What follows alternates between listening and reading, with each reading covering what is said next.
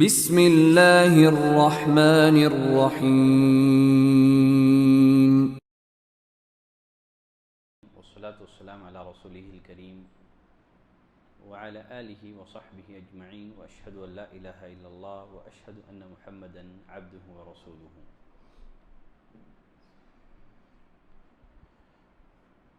قنوت وتر سے متعلقہ مسائل پر ہماری گفتگو کا سلسلہ جاری ہے. سابقہ درس میں قنوت وتر سے متعلق بہت سارے مسائل آپ کی خدمت میں بیان کیے جا چکے ہیں. آج کے درس میں مزید کچھ مسائل آپ کی خدمت میں بیان کیے جائیں گے. مسئلہ یہ ہے محل القنوت فی الوتر. وتر میں دعائے قنوت کب پڑھی جائے گی؟ رکوع سے پہلے یا رکوع کے بعد میں؟ دیکھیے، عبادات میں قنوت اس کی دو قسمیں ہیں. عبادات میں قنوت اس کی دو قسمیں ہیں. نمبر ایک قنوت وتر اور نمبر دو قنوت نازلہ. ایک ہے قنوت وتر اور دوسرا قنوت نازلہ. دونوں کے احکام ڈیفرنٹ ہیں، قنوت وتر کے اور قنوت نازلہ کے. ہاں، کچھ مسائل میں دونوں قنوت مل جاتے ہیں. سب سے پہلے قنوت نازلہ سے متعلق کچھ باتیں، پھر اس کے بعد ہم لوگ آتے ہیں قنوت وتر کی طرف. قنوت نازلہ کسے کہتے ہیں؟ قنوت نازلہ سے مراد وہ قنوت ہے جو جنگ کے موقع پر، مصیبت کے موقع پر، غلبہ دشمن کے وقت دوران نماز پڑھی جاتی ہے. قنوت وتر یہ رکوع کے بعد پڑھی جاتی ہے. قنوت نازلہ یہ رکوع کے بعد پڑھی جاتی ہے. ابو ہریرہ رضی اللہ تعالیٰ عنہ فرماتے ہیں ان النبی صلی اللہ علیہ وسلم کان اذا قال سمع اللہ لمن حمدہ فی الرکعۃ الآخرۃ من صلاۃ العشاء خنط. جب نبی کریم صلی اللہ علیہ وسلم نے عشاء کی نماز میں یا عشاء کی نماز کی آخری رکعت میں سمیع اللہ لمن حمدہ کہہ کر کے جب آپ اٹھے تو اس وقت آپ نے کیا کیا؟ قنط، قنوت کیا. اس سے مراد قنوت نازلہ ہے.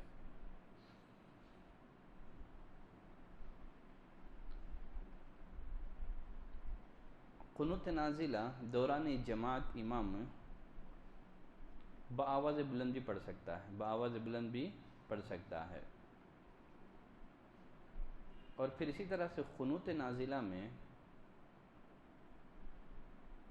ہاتھ اٹھا کر کے دعا کی جا سکتی ہے. بلند آواز سے بھی ہے اور ہاتھ اٹھا کر کے بھی دعا کی جا سکتی ہے.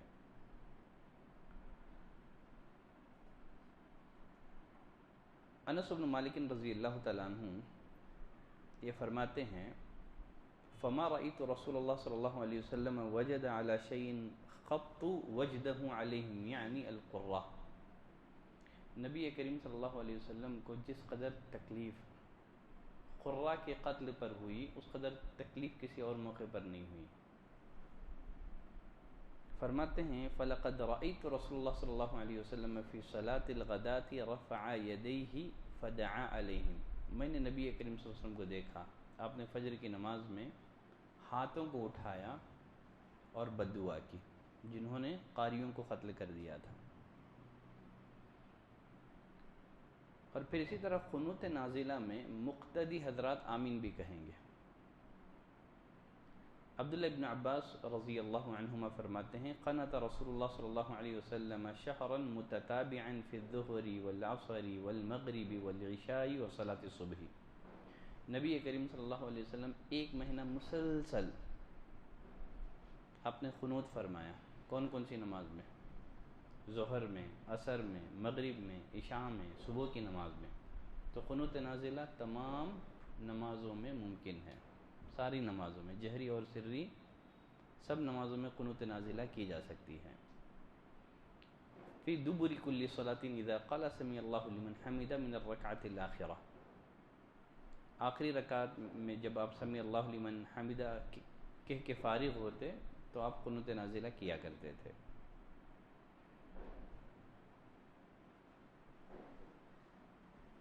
قنوت نازلہ ہنگامی حالت کے تحت کی جاتی ہے، جب حالت نارمل ہو جائیں تو پھر قنوت کا سلسلہ ختم ہو جائے گا۔ ٹھیک ہے، یہ ہو گیا قنوت نازلہ اور اس سے متعلقہ مسائل۔ تو عبادات میں قنوت کی کتنی قسمیں ہیں؟ 2۔ نمبر 1 قنوت نازلہ اور قنوت وتر۔ قنوت نازلہ جو جنگ کے موقع پر پڑھی جاتی ہے، آپ اس کو ہاتھ اٹھا کر کے پڑھ سکتے ہیں، بلند آواز سے پڑھ سکتے ہیں، آمین بلند آواز سے کی جا سکتی ہے، اور پھر اسی طرح سے یہ جو دعا ہے رکوع کے بعد پڑھی جائے گی، جیسے کہ میں دلیل دے چکا ہوں۔ قنوت کی ایک دوسری قسم ہے، اس کو قنوت وتر کہتے ہیں۔ قنوت وتر کب پڑھی جاتی ہے؟ وتر کی آخری رکعت میں، وتر کی آخری رکعت میں پڑھی جاتی ہے۔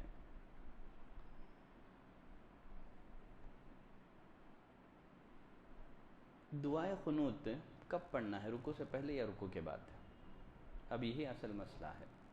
قنوت نازلہ میں رکوع کے بعد، قنوت وتر میں کب پڑھیں گے، رکوع سے پہلے کہ رکوع کے بعد؟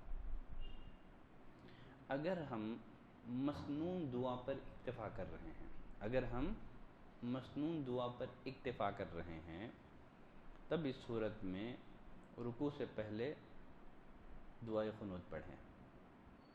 ہاں اگر قنوت وتر کو قنوت نازلہ کی شکل دے دے، قنوت وتر کو قنوت نازلہ کی شکل دے دی جائے، اس میں کفار پر بد دعا کی جائے، ظالموں پر بد دعا کی جائے، تو پھر یہ قنوت وتر نہیں رہ گئی، بلکہ یہ اس کی شکل کیا ہو گئی، قنوت نازلہ کی سی ہو گئی۔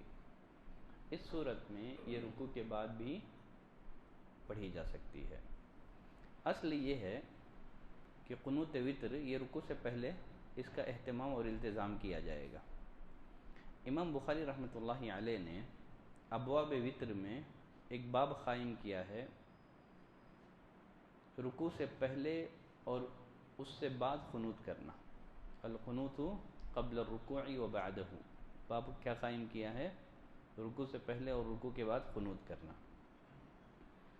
پھر اس باب کے تحت محمد بن سیرین کے حوالے سے بیان کیا ہے، ایک دفعہ انس بن مالک رضی اللہ تعالیٰ عنہ سے سوال کیا گیا، پوچھا گیا کیا رسول اللہ صلی اللہ علیہ وسلم نے صبح کی نماز میں قنوت کی تھی؟ تو انس بن مالک رضی اللہ تعالیٰ عنہ نے کہا ہاں۔ پھر سوال ہوا قنوت رکوع سے پہلے تھی یا بعد میں؟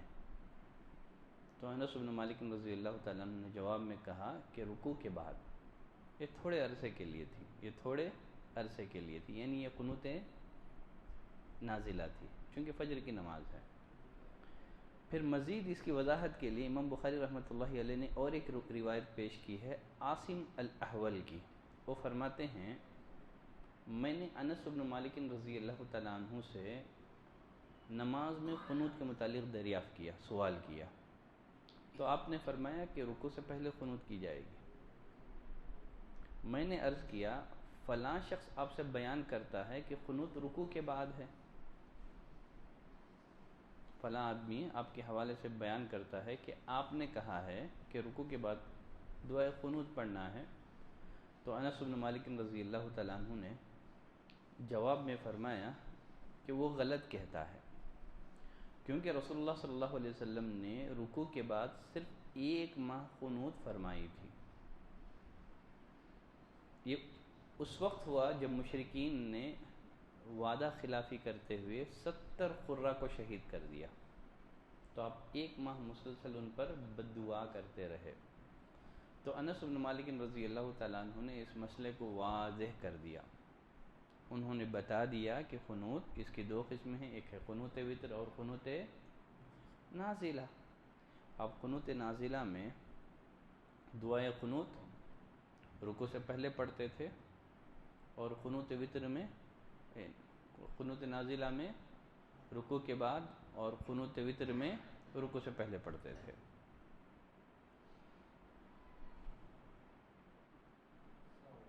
جیسے میں نے کہا اگر وطر کی دعا کو ہنگامی حالات کے پیش نظر قنوت نازلہ کی شکل دے دی جائے تو پھر رکوع کے بعد بھی پڑھا جا سکتا ہے. اس کی دلیل ابی بن کعب رضی اللہ تعالیٰ عنہ عہد فاروقی میں جب انہوں نے بالجماع تراویح کی نماز پڑھائی تب انہوں نے جو دعائے قنوت پڑھی تھی یہ رکوع کے بعد پڑھی تھی، اور اس کی تفصیلات میں سابقہ درس میں پیش کر چکا ہوں. اس کی شکل کیا تھی؟ ابی بن کعب رضی اللہ تعالیٰ عنہ اس قنوت میں کفار پر بددعا بھی کیا کرتے تھے. مسئلہ واضح ہے؟ تو قنوت کب کیا جائے گا؟ یعنی رکوع سے پہلے کہ رکوع کے بعد؟ تو قنوت کی دو قسمیں ہیں، ایک ہے قنوت وتر اور ایک ہے قنوت نازلہ. قنوت نازلہ میں رکوع کے بعد، قنوت وتر میں رکوع سے پہلے. اصل یہی ہے، الا یہ کہ ہنگامی حالت کے پیش نظر اگر قنوت وتر کو قنوت نازلہ کی شکل دے دی جائے تو پھر رکوع سے پہلے بھی یہ دعا پڑھی جا سکتی ہے. لیکن مسنون دعا پر اگر اکتفا کریں تو ہمیں رکوع سے پہلے یہ دعا پڑھنی چاہیے. یہ مسئلہ یہ ہے، دعائے قنوت میں ہاتھ اٹھانے کا مسئلہ کیا ہے؟ دعائے قنوت میں ہاتھ اٹھائیں گے یا بنا ہاتھ اٹھائے کے دعا پڑھیں گے، یا دونوں کی گنجائش ہے؟ اکثر ہاتھ اٹھا کر کے دعا کرتے ہیں. تو آپ کیا کرتے ہیں؟ آپ کا عمل کیا ہے؟ آپ ہاتھ اٹھاتے ہیں کہ نہیں اٹھاتے ہیں؟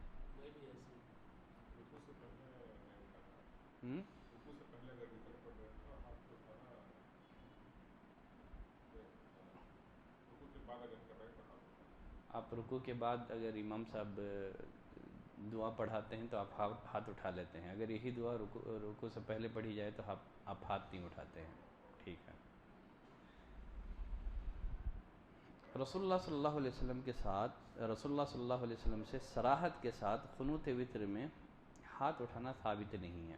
صراحت کے ساتھ قنوت نازلہ میں تو ثابت ہے، اس کی دلیل میں دے چکا ہوں، لیکن قنوت وتر میں کوئی ایسی واضح حدیث نہیں ہے جس میں اس بات کا ثبوت ہو کہ نبی کریم صلی اللہ علیہ وسلم نے دعائے قنوت پڑھتے ہوئے ہاتھ اٹھائی ہو. نبی کریم صلی اللہ علیہ وسلم سے اس کا کوئی ثبوت نہیں ہے. لیکن صحابہ اکرام کے ہمیں کچھ آثار ملتے ہیں کہ وہ وتر میں دعا کرتے وقت ہاتھ اٹھایا کرتے تھے. شیخ البانی رحمۃ اللہ علیہ سے اس بارے میں سوال کیا گیا، ان سے پوچھا گیا کیا دعا کرتے ہوئے ہاتھ اٹھانا واجب ہے کہ سنت ہے؟ تو انہوں نے فرمایا دعا میں اصل یہ ہے کہ بندہ جب بھی دعا کرے ہاتھوں کو اٹھائے، یقیناً یہ سنت ہے، واجب نہیں ہے. اور آگے فرماتے ہیں لیکن اذا كان هناك مكان ثبت لدينا ان رسول الله صلی اللہ علیہ وسلم دعا وما رفع يديه نحن ما نرفع ايدينا. اگر یہ ثابت ہو جائے کہ نبی کریم صلی اللہ علیہ وسلم نے کسی موقع پر دعا کی ہو، دعا کرتے ہوئے ہاتھ نہ اٹھایا ہو، تو ہم بھی کیا کریں گے؟ نہیں اٹھائیں گے. اب انہوں نے ایک ایگزامپل کے طور پر وہ فرماتے ہیں جیسے نبی کریم صلی اللہ علیہ وسلم رکوع سے اٹھنے کے بعد دعا پڑھتے تھے، ربنا ولک الحمد حمدا کثیرا طیبا مبارکا فیہ. اس کے علاوہ بھی دعائیں پڑھتے تھے، ربنا لک الحمد حمدا کثیرا مبارکا فیہ کما یحب ربنا ویرضى، ربنا لک الحمد ملء السماوات وملء الارض وملء ما بینہما وملء ما شئت من شیء بعد. یہ بھی دعا ہی ہے، لیکن آپ نے رکوع کے بعد دعا کی لیکن آپ نے ہاتھ نہیں اٹھایا. ٹھیک ہے. لیکن فی دعاء القنوت فرماتے ہیں لیکن دعائے قنوت میں لما يقنط المسلم في الصلوات الخمس على الكفار وعلى الغزاة من الطغاة. رسول اللہ صلی اللہ علیہ وسلم قنوت نازلہ میں جب پانچوں نماز میں آپ دعا پڑھتے تھے تو ہاتھوں کو اٹھایا کرتے تھے. وكذلك في قنوت الوتر، اسی طرح قنوت وتر میں كان عمر بن الخطاب وعبد الله بن مسعود يرفعون ايضا ايديهم. عمر بن خطاب جن کی پیروی کا نبی کریم صلی اللہ علیہ وسلم نے ہمیں حکم دیا ہے، وہ قنوت وتر میں ہاتھوں کو اٹھاتے تھے. قنوت وتر میں ہاتھوں کو اٹھاتے تھے. اور فرماتے ہیں کہ وہ عبداللہ بن مسعود رضی اللہ تعالیٰ عنہ بھی قنوت وتر میں ہاتھ اٹھاتے تھے. ہاں اس کے علاوہ جن مقامات پر نبی کریم صلی اللہ علیہ وسلم نے دعا کی ہو، ہاتھ نہیں اٹھایا ہو، ہم نہیں اٹھائیں گے. ہاں اگر عام مناسبتوں سے اگر کوئی مسلمان دعا کر رہا ہے تو اس کو چاہیے کہ ہاتھ اٹھا کر دعا کریں، یہ دعا کے آداب میں سے ہیں. مسئلہ واضح ہے. نبی کریم صلی اللہ علیہ وسلم سے اس بارے میں کوئی حدیث ثابت نہیں ہے ہاتھ اٹھایا جائے یا نہیں اٹھایا جائے. اگر کوئی آدمی ہاتھوں کو اس لیے نہیں اٹھاتا ہے کہ نبی کریم صلی اللہ علیہ وسلم سے اس بارے میں کوئی چیز ثابت نہیں ہے، ٹھیک ہے، وہ بھی اپنی جگہ پر صحیح ہے، اس کا عمل بھی درست ہے. اگر کوئی آدمی ہاتھوں کو اٹھاتا ہے اس لیے کہ صحابہ اکرام ہاتھ اٹھایا کرتے تھے، جیسے عمر بن خطاب اور عبداللہ بن مسعود رضی اللہ تعالیٰ عنہ. ٹھیک ہے، مسئلہ واضح ہے. چلیں اب یہ جو دعائے قنوت میں درود کا کیا حکم ہے؟ کیا درود پڑھیں گے یا بس اسی پر اکتفا کریں گے جتنی دعا رسول اللہ صلی اللہ علیہ وسلم نے حسن بن علی رضی اللہ تعالیٰ عنہ کو سکھائی تھی؟ کوئی آدمی درود پڑھنا چاہے تو پڑھ سکتا ہے کیا؟ جیسے عموماً ہم لوگ بھی جب رمضان میں دعائے قنوت پڑھتے ہیں تو صلی اللہ علیہ نبی پڑھتے ہیں. کیا یہ درست ہے؟ کیا درود پڑھی جا سکتی ہے قنوت وتر میں؟ ابی بن کعب رضی اللہ تعالیٰ عنہ یہ نبی کریم صلی اللہ علیہ وسلم پر درود پڑھتے تھے. میں پہلے بھی یہ حدیث پیش کر چکا ہوں. اور پھر اسی طرح سے ایک صحابی رسول معاذ انصاری رضی اللہ تعالیٰ عنہ سے بھی یہ بات ثابت ہے انہ کان یصلی علی النبی صلی اللہ علیہ وسلم فی القنوت. یہ قنوت میں نبی کریم صلی اللہ علیہ وسلم پر درود پڑھا کرتے تھے. شیخ البانی رحمۃ اللہ علیہ فرماتے ہیں اسنادہ موقوف صحیح، اس کی سند صحیح ہے. تو معلوم ہوا کہ اگر درود پڑھ لیا جائے تو اس میں بھی کچھ بھی قباحت موجود نہیں ہے.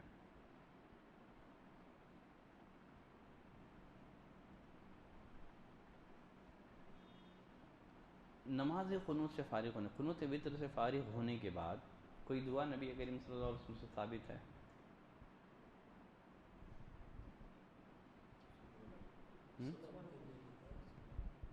سبحان الملک القدوس. ٹھیک ہے، بہت اچھے. ابی بن کعب رضی اللہ تعالیٰ عنہ فرماتے ہیں کان رسول اللہ صلی اللہ علیہ وسلم اذا سلم من الوتر، نبی کریم صلی اللہ علیہ وسلم جب وتر سے سلام پھیرتے تو آپ کہتے تھے سبحان الملک القدوس 3 مرتبہ. ٹھیک ہے.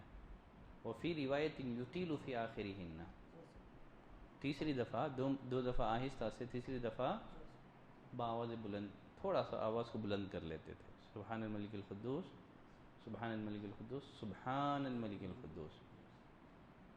اور بعض روایتوں میں ان کلمات کا بھی اضافہ موجود ہے. ابو داؤد، نسائی، دارقطنی وغیرہ کی روایتوں میں وہ کیا ہے؟ رب الملائکۃ والروح. سبحان الملک القدوس، سبحان الملک القدوس، سبحان الملک القدوس رب الملائکۃ والروح. ٹھیک ہے، یہ ہو گئے وتر سے متعلقہ کچھ مسائل. اگر انہی وتر سے متعلقہ مسائل سے متعلق کسی کے پاس کوئی سوال ہو تو اپنا سوال پیش کر سکتے ہیں.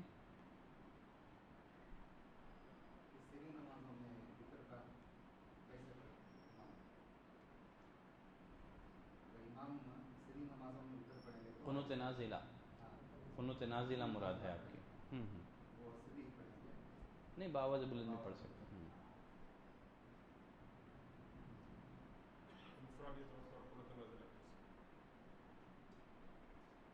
انفرادی طور پر اس کی کوئی خاص دلیل تو نہیں ہے. ٹھیک ہے، آپ صلی اللہ علیہ وسلم نے انفرادی طور پر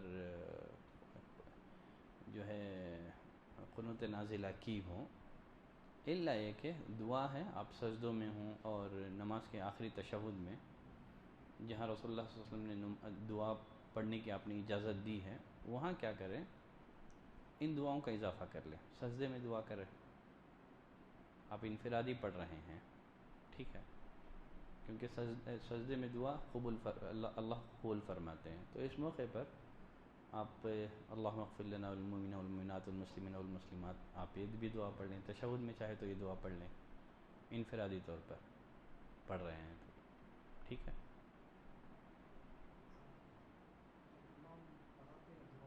ہوں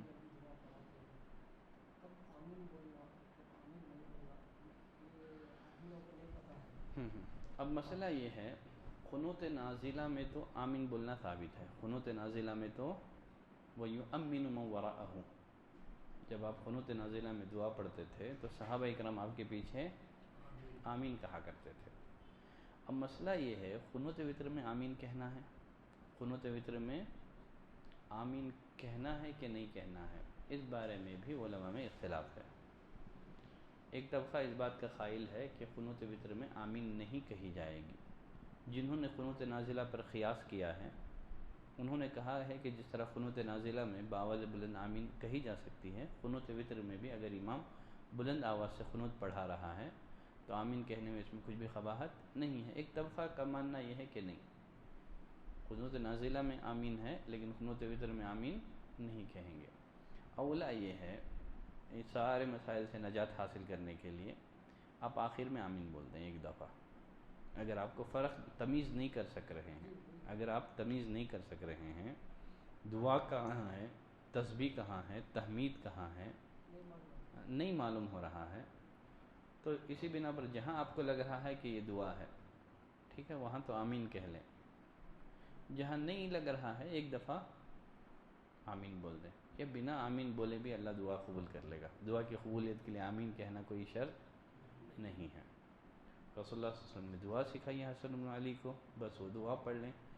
امام بھی پڑھا رہا ہے، اگر آپ آمین نہ بھی کہیں تو کوئی حرج نہیں ہے. میں درس بھی دیا تھا نا اس رمضان میں، لوگ بولتے رہتے ہیں کتنا بھی بولو کتنا بھی بولو، وہ لوگ عادی ہو چکے ہیں آمین کے، ہر جگہ آمین کہنے کے عادی ہو چکے ہیں.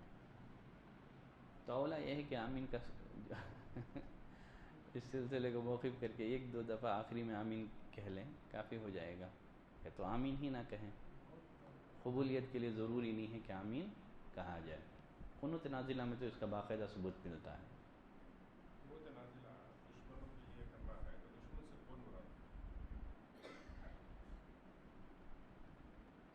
دشمن سے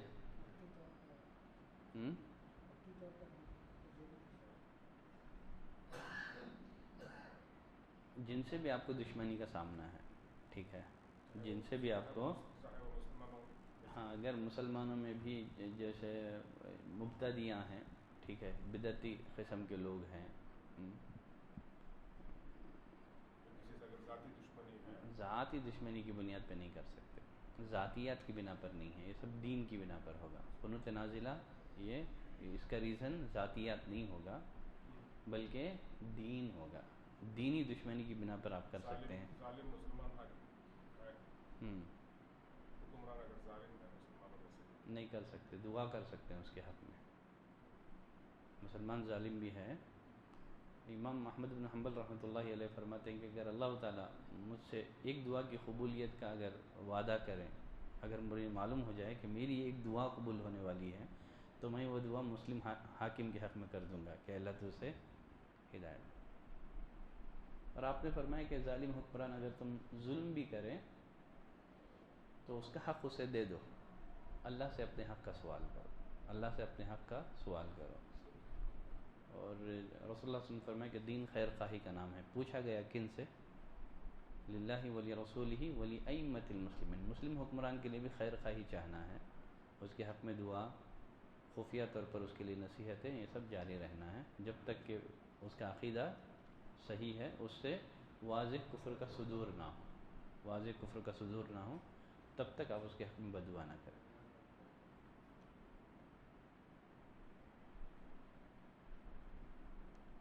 الفاظ وہی رہیں گے کیا؟ اگر کوئی مسلمانوں کے خلاف عمل کرے، متنازلہ کر رہا ہے، چاہے وہ بدعتی ہو یا کوئی بھی مشرک ہے، مشرکانہ اگر اس کے عقائد بھی ہیں تو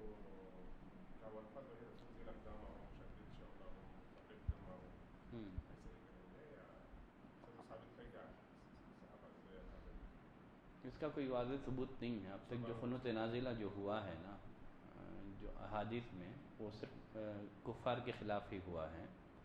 ایسا جو مسلمانوں میں جو بدعتی ہیں ان کے خلاف کبھی مسلمانوں نے قنوت نازلہ کی ہو اس کا کوئی ہمیں تاریخ میں ثبوت نہیں ملتا ہے. اللہ ہے کہ کوئی بدعتی ٹولہ ہو جس کے کفر پر علماء نے فتویٰ لگا دیا ہو. ٹھیک ہے, اگر وہ ظلم کرتا ہے چونکہ وہ پھر اسلام پر باقی نہیں ہے علماء کے کفر کے بعد, کفر کا فتویٰ دینے کے بعد, قادیانی وغیرہ, انشاءاللہ وہاں گنجائش نکل سکتی ہے.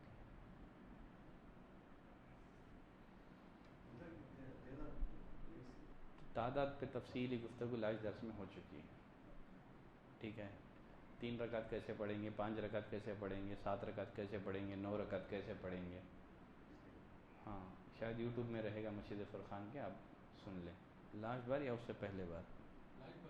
نہیں لاسٹ بار سے پہلے, لاسٹ بار ہی کیا شاید لاسٹ درس میں یا اس سے پہلے کے درس میں.